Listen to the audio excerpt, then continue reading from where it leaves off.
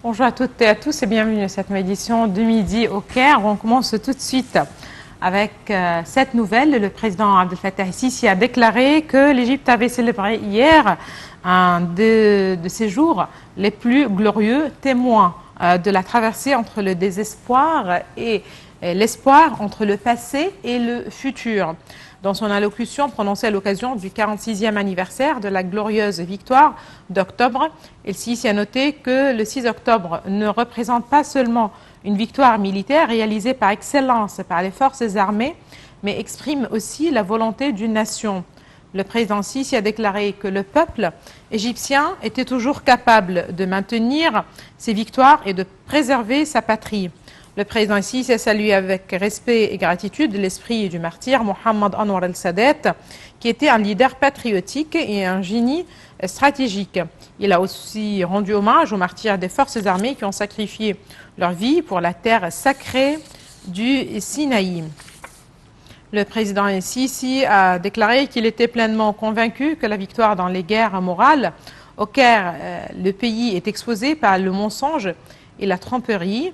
Le président Sisi a déclaré qu'au cours des dernières décennies, les formes et les méthodes de la guerre avaient modifié afin de cibler le moral des peuples par le biais des moyens de communication et des médias modernes. Il a ajouté que dans la guerre, qui dépend de la tromperie, des mensonges et des rumeurs, la victoire est liée à la conscience de chaque citoyen, à ses idées et à ses croyances, et qu'il était confiant à la victoire dans cette guerre grâce à la conscience des Égyptiens qui fait la différence entre la vérité et la calomnie.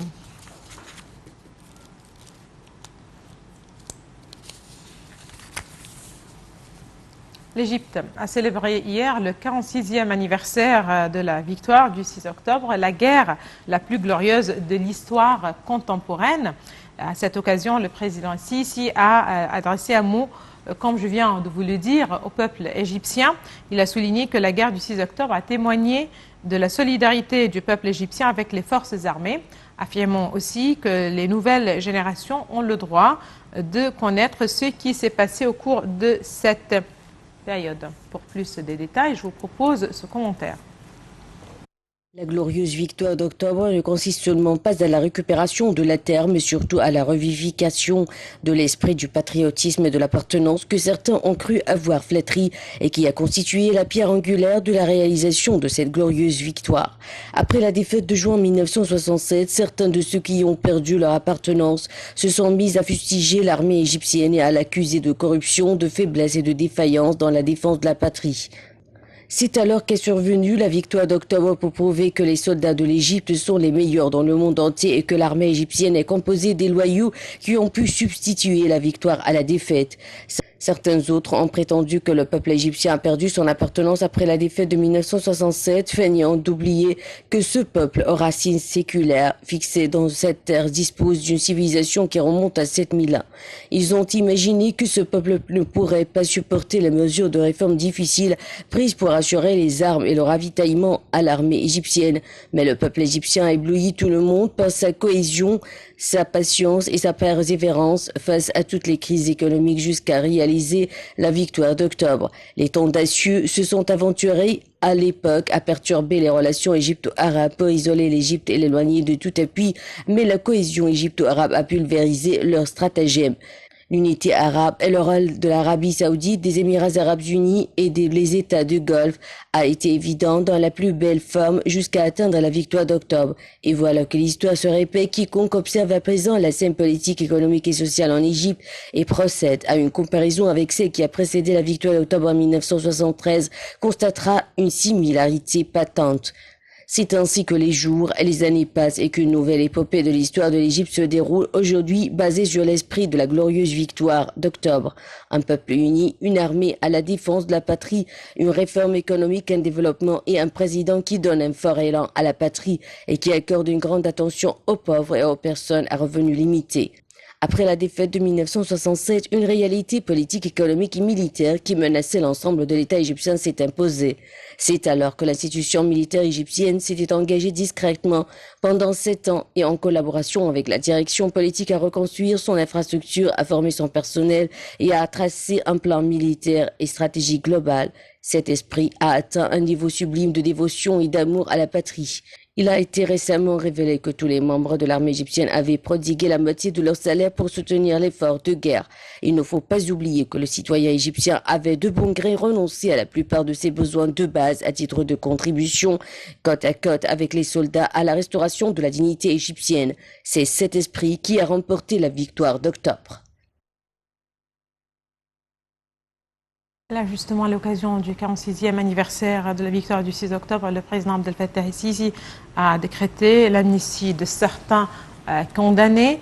Un comité regroupant les services de sécurité concernés doit être formé sous la présidence du ministre adjoint de l'Intérieur pour le secteur de l'autorité des prisons pour examiner les cas de ceux qui déservent justement l'amnistie conformément à ce décret.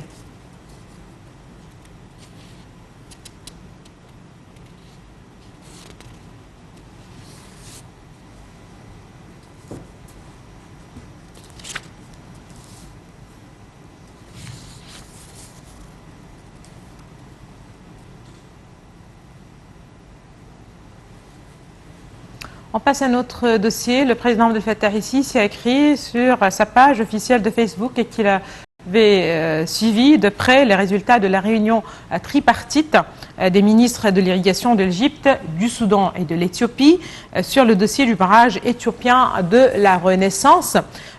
Pour plus d'informations sur les développements justement de ce dossier, je vous propose ce commentaire. Le président Abdel Fattah el-Sisi a écrit sur sa page Facebook qu'il avait suivi de près les résultats de la réunion tripartite des ministres de l'irrigation de l'Égypte, du Soudan et de l'Éthiopie sur le dossier du barrage éthiopien de la Renaissance. La réunion n'avait pas abouti à aucun développement positif, a déclaré le président. Il confirmait que l'État égyptien était engagé à la protection de ses droits hydrauliques dans l'eau du Nil et que l'État continuait à entreprendre toutes les mesures nécessaires sur le plan politique conformément à la loi internationale pour préserver ses droits. Par ailleurs, le porte-parole de la présidence, l'ambassadeur Bassam Radi, a appelé dans un communiqué les États-Unis à jouer un rôle actif dans les négociations entre l'Égypte, le Soudan et l'Éthiopie qui ont abouti à une impasse. M. Radi a également déclaré que l'Égypte a souligné la nécessité de l'intervention d'un pays tiers pour sortir de l'impasse et résoudre le différend. Il a appelé à un accord juste et équilibré basé sur le respect de la loi internationale qui permet au pays de profiter de leurs ressources hydrauliques sans porter atteinte aux intérêts des autres parties.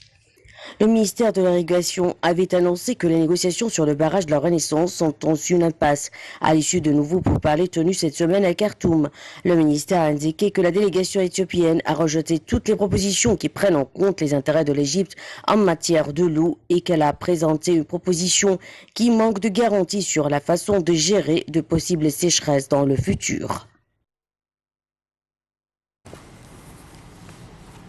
Le président de l'autorité du canal de Suez, le général d'armée Oussama Rabi, a annoncé que quelques 19 000 navires ont traversé le canal de Suez l'année dernière avec à bord plus d'1 milliard de tonnes de cargaison.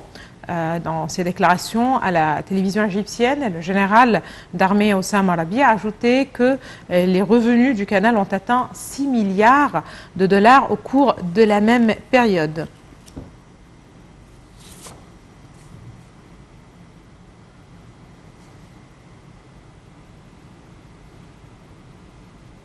Sur un autre plan, l'Égypte a confirmé le droit de Chypre et sa souveraineté sur ses ressources dans la région est de la Méditerranée, et ce dans le cadre de ce que édicte la loi internationale, y compris les zones où Chypre a obtenu un permis de forage pétrolier et gazier.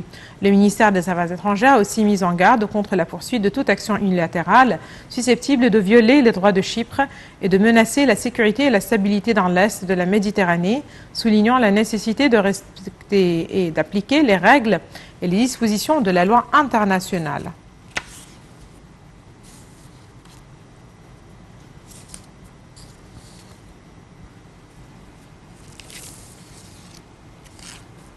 Voilà, madame, monsieur, c'était tout pour cette édition du Midi au Caire. Merci de l'avoir suivi.